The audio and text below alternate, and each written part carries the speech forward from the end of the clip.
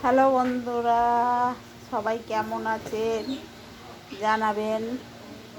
আমি আবার একটা লং ভিডিও করলাম, তো আমাকে নিয়েই করছি। তো এই যে কল্যাণী এমস হসপিটালে যে আমি ভর্তি ছিলাম, সেই সময় আমার খুব কষ্ট গেছে। আর তারপর ব্লাডও কম ছিল, ব্লাডের জোগাড় হচ্ছিল না সহজে। তো আমার দিদির ছেলের বন্ধু আর দিদির ছেলের শ্বশুর বাড়ি থেকে এসে আমায় সেই ঘটকপুকুর থেকে এসে আমায় ব্লাড দিয়েছে। আর একজন আমার দাদার বন্ধু ছিল। মোট চারটে ব্লাডের প্রয়োজন ছিল, তো তারা সাহায্য করেছে। তাদের জন্যে অনেক অনেক ধন্যবাদ। যে তারা সেই সময় ব্লাডের খুব প্রয়োজন ছিল, কিন্তু আমার যারা কাছে ধারে ছিল, সুগার কারো কারো মানে 2 মাস আগেই ব্লাড দিয়েছে, ওই জন্যে দিতে পারিনি।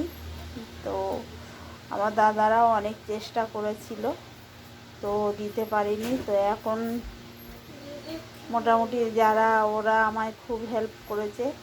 তো এই দিনগুলোর কথা কখনোই ভোলা যাবে না, যে সেই পরিস্থিতিতে যে আমি এতদিন ভর্তি থাকার পর যে আবার সার্জারি হবে, ব্লাড লাগবে, ডাক্তার বলল, তখন মানে খুব অস্বস্তির মধ্যে পড়া হয়েছে কি। তো খুব খুব দিনটা সেই সময় খারাপ গেছিল। আর রেগুলার আমার দিদি ওখানে রাত থাকতো, মাও থাকতো আমার জন্যে। তো কিছুদিন এইভাবেই জামাইবাবু অসুস্থ ছিল, তবুও দিদি থাকতো। তো কিছুদিন ওইরকমভাবেই কাটিয়েছে মা দিদি। রাত 1টা নেই, 2টো নেই, যখন তখন মেডিসিন বদলে দিচ্ছে। তো কী হতো ওই সময়, মায়ের সঙ্গে কে যেত ওই রাস্তা। তো ছিল বলে অনেকটাই হেল্প হয়েছে মায়ের। তো এই দিনগুলো কখনো ভোলার নয়। ঠিক 2010-এও সেম কেস হয়েছিল, আরও খুব খারাপ। তখন আমার জামাইবাবু খুব পড়েছে। আর এই 2019 থেকে এই পর্যন্ত আমার হাজব্যান্ড আমার জন্য অনেক করেছে। তো কিছু বলার নেই। খুব আমি এদের কাছে অনেক ঋণী। এরা আমার খুব উপকার করেছে। আমাদের পুচকুটা দেখছে। তো এই পর্যন্তই বললাম, আর কি বলবো। তো পরের ভিডিওয় আবার দেখা হবে। ও জিভ দেখাচ্ছে।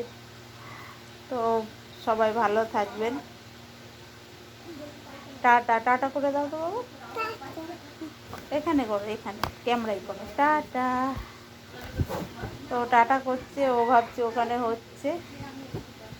তো রাখছি এই পর্যন্ত। সবাই ভালো থাকবেন। আর আমার ভিডিও যদি ভালো লাগে তাহলে আপনারা সবাই সাবস্ক্রাইব করবেন, কমেন্টে জানাবেন।